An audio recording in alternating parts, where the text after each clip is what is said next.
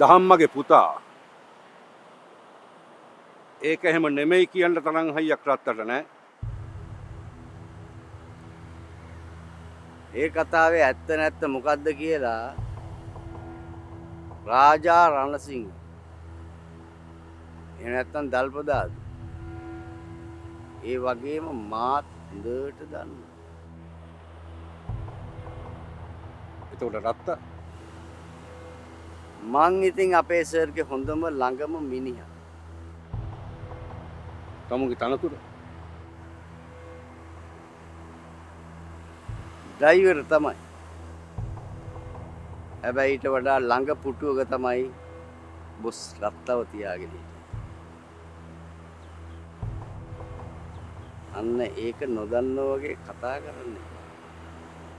තනතුරටයි ඥාතිකමටයි නීත්‍යානුකූලව තියෙන අයිතිය හිතවත්කමට කොහෙන්ද රත්තා?